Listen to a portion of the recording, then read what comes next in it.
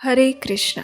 विश्व के लगभग तमाम धर्मों में ईश्वर को परम पिता परमेश्वर माना गया है। कुछ धर्म और संप्रदाय उन्हें निराकार और दिव्य ज्योति के रूप में पूजते हैं, लेकिन वैदिक सभ्यता में ईश्वर को साकार और व्यक्तित्व के रूप में माना जाता है। परम ईश्वर केवल एक आध्यात्मिक प्रकाश की आभा ही नहीं है, अपितु वे हमारे जीवन के अभिन्न अंग हैं, जिनके साथ हमारा कोई ना कोई रिश्ता जुड़ा हुआ है। चाहे वो माता पिता के रूप में हो, दासत्व के रूप में, सखा के तौर पे, पुत्र के रूप में या फिर प्रेमी के रूप में। वैदिक संस्कृति में ईश्वर की केवल पूजा ही नहीं की जाती, अपितु उनके साथ अंतरंग संबंध जोड़ने की बात कही जाती है।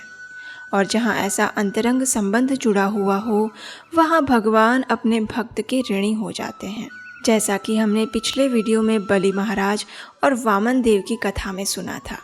वैसे तो भगवान श्री कृष्ण भक्तों के साथ की गई अपनी लीलाओं के लिए जाने जाते हैं, लेकिन आप सोच रहे होंगे ये तो द्वापर युग की अनेक सालों पुरानी बात है। क्या इस कलयुग में भी भगवान अपने भक्तों के साथ आदान प्रदान करते हैं?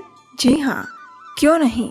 इस कलयुग के कुल देवता भगवान जगन्नाथ जी द्वारा अपने भक्तों के साथ की गई असंख्य लीलाओं की चर्चा आज भी उनके भक्तों के मुख से सुनी जा सकती है। तो चलिए, आज हम आपको भगवान जगन्नाथ जी द्वारा उनके महान भक्त के साथ की गई मधुर लीला का आस्वादन कराते हैं। किस प्रकार भगवान अपने भक्तों की रक्षा करते हैं, इस बात का अनुभव आज आप इस कथा में कर पाएंगे। तो चलिए, अब हम सीधा आपको लेकर चलते हैं उड़ीसा राज्य में, जहां अनेक वर्षों पूर्व एक महान राजा राज्य करता था। उसका नाम था राजा पुरुषोत्तम देव। ये राजा भगवान जगन्नाथ जी का अनन्य भक्त था। वह इतना विनम्र था कि प्रति वर्ष जब रथ यात्रा का आयोजन किया जाता तो राजा स्वयं भगवान जगन्नाथ जी के रथ के समक्ष झाड़ू मारता।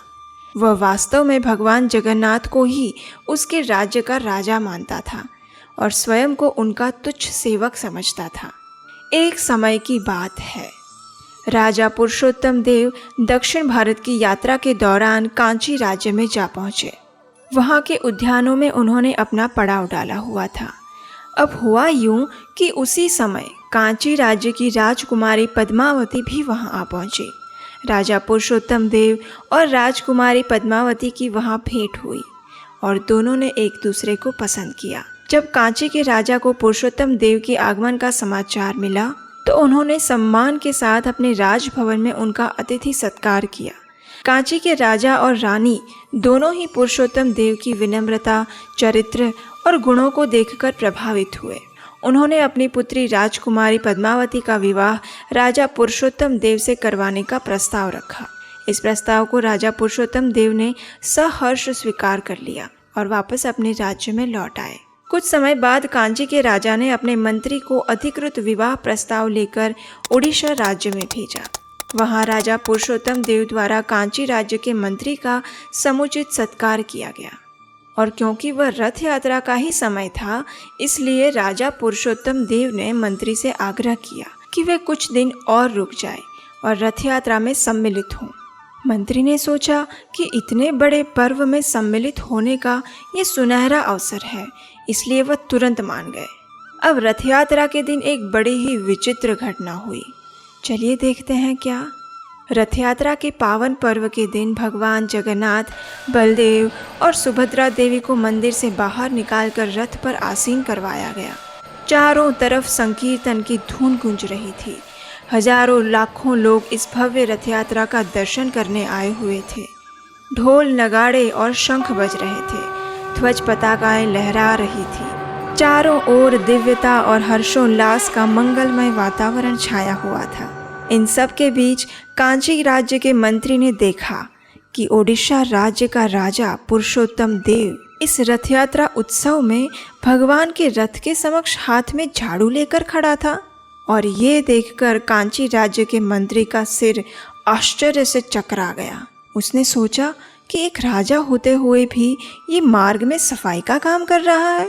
हालांकि राजा पुरुषोत्तम देव इस कार्य के माध्यम से भगवान जगन्नाथ के प्रति अपनी भक्ति और विनम्रता को प्रदर्शित कर रहे थे, लेकिन मंत्री ये बात समझ नहीं पाया। उसने इस बात को कांची राज्य के राजा का अपमान समझा और तुरंत वहां उड़ीसा राज्य को छोड़कर अपने राज्य में वापस आ गया। कांची राज्य में आकर उसने ये सारा वृत्तांत अपने राजा को कह सुनाया और अंत में कहा, हमारी राजकुमारी पद्मावती का विवाह एक ऐसे व्यक्ति के साथ कैसे किया जा सकता है जो कि मार्ग में झाड़ू मारने का कार्य कर रहा हो। अब मंत्री की बात सुनकर राजा स्वयं भी आश्चर्य में पड़ गया। उसने इस कार्य के पीछे राजा पुरुषोत्तम देव का क्या भाव था, ये सोचे समझे बिना ही मंत्री की सलाह पर राजा पुरुषोत्तम देव से अपनी पुत्री का विवाह तोड़ने का निश्चय कर दिया। कांची के राजा ने एक दूत से राजा पुरुषोत्तम देव को संदेश भेजा कि जो व्यक्ति एक चांडाल की तरह मार्ग में सफाई का कार्य कर रहा हो, उसके साथ मैं अपनी पुत्री का विवाह नहीं कर सकता। और इतना ही नहीं, कांची के राजा ने अपनी पुत्री पद्मावती के लिए तुरंत एक स्वयंवर का भी आयोजन कर दिया और ओडिशा के राजा पुरुषोत्तम देव के सिवाय बाकी सभी राज्यों के राजाओं को आमंत्रित किया। इस बात का सबसे ज़्यादा दुख राजा पुरुषोत्तम देव और राजकुमारी पद्मावती को लगा। इस अपमान का बदला लेने के लिए राजा पुरुषोत्तम देव ने कांची के राजा के साथ युद्ध की घोषणा कर दी।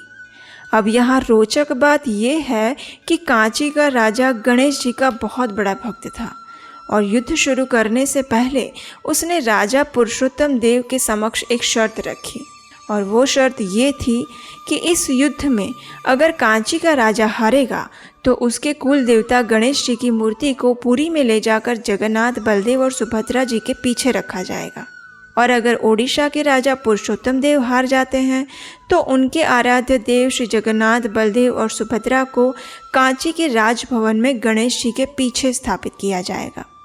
इस शर्त के साथ युद्ध आरंभ हुआ, लेकिन अचानक ही राजा पुरुषोत्तम देव के सैन्य आवास और शस्त्रागार में आग लग गई।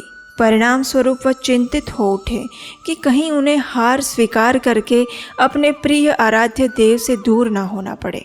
इस चिंता के कारण राजा ने भगवान जगन्नाथ को प्रार्थना की, हे भगवान जगन्नाथ, कृपया मेरी सहायता करें। हे नाथ, मैं आपके रथ के समक्ष झाड़ू मार रहा था, केवल इसी बात को देखकर कांची के राजा ने मेरा विवाह तोड़ दिया था। अगर इस युद्ध में मैं पराजित होऊंगा तो वो आपकी भी हार होगी।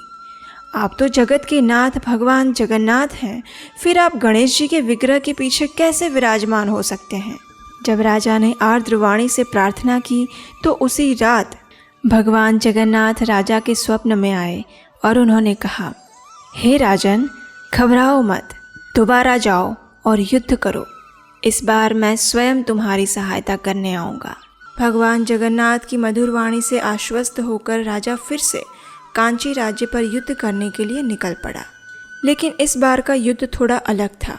युद्ध के लिए निकली हुई राजा की सेना में दो मुख्य सैनिक थे जो कि राजा की सेना को पीछे छोड़कर सबसे आगे चल रहे थे। उसमें से एक सैनिक काले घोड़े पर सवार था और दूसरा सैनिक सफ़ेद घोड़े पर जा रहा था।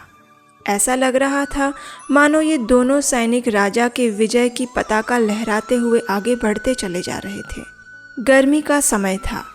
ये दोनों प्रमुख सैनिक चिल्का तालाब तक पहुंच चुके थे और सेना अभी कुछ अंतर पीछे थी। गर्मी के कारण दोनों सैनिकों को प्यास लग रही थी और तभी उन्होंने सामने से एक वृद्ध ग्वालन को आते हुए देखा जो कि अपने मटके में छाछ भर के बेचने के लिए जा रही थी। उसका नाम था मणिका। दोनों सैनिकों ने उसे रोका और पूर्ण संतुष्टि होने तक उसकी सारी छाछ पी ली। तृप्त होने के बाद दोनों सैनिक फिर से घोड़े पर चढ़ के युद्ध में जाने की तैयारी करने लग गए और तभी उस ग्वालन मणिका ने उन दोनों को रोका और छाछ के बदले में पैसे मांगे। अब ये दोनों तो सिपाही थे, उनके पास तो पैसे थे नहीं, तो उन्होंने उस वृद्ध स्त्री को कहा, देखिए माता, हम तो राजा के सैनिक हैं और हम युद्ध के लिए जा रहे हैं, हमारे पास तो पैसे नहीं हैं। ये सुनकर वह वृद्ध ग्वालन रोने लगी और कहने लगी कि अब वह अपने परिवार को क्या खिलाएगी। ये बात सुनकर काले घोड़े पर आए हुए सैनिक ने उस वृद्ध स्त्री को अपनी हीरे की अंगूठी निकाल कर दी और उसे कहा, ये लो माता, आप ये रख लो, अभी कुछ ही समय में हमारे राजा इसी मार्ग से अपने सैन्य के साथ आएंगे। आप उनसे इस छाछ का मूल्य ले लेना। इतना कहकर वे दोनों सैनिक वहां से चले गए। अब यहाँ दूसरी ओर ये वृद्ध मणिका राजा की राह देखती हुई उसी मार्ग पर बैठी रही। कुछ समय बाद राजा अपने सैन्य के साथ आया तो उस वृद्ध ग्वालन ने राजा को रोककर कहा, हे राजा, तुम्हारे 2 सैनिक अभी कुछ समय पहले ही यहाँ से गए हैं। एक काले घोड़े पर था और दूसरा सफ़ेद घोड़े पर। उन दोनों ने मेरी सारी छाछ पी ली थी और ये अंगूठी देकर कहा था कि मेरी छाछ का मूल्य मैं तुमसे वसूल करूं। अब मुझे अपने पैसे दे दो जिससे कि मैं अपने परिवार का पेट भर सकूं। जब राजा ने मणिका द्वारा दी गई उस अंगूठी को देखा तो आश्चर्य और प्रसन्नता के कारण राजा की आंखों से अश्रु प्रवाहित होने लगे। राजा ना कुछ बोल पाए और ना ही मणिका को उसकी छाछ का मूल्य चुका पाए। लेकिन ऐसा क्या था उस अंगूठी में जिसके कारण राजा की ये प्रतिक्रिया थी?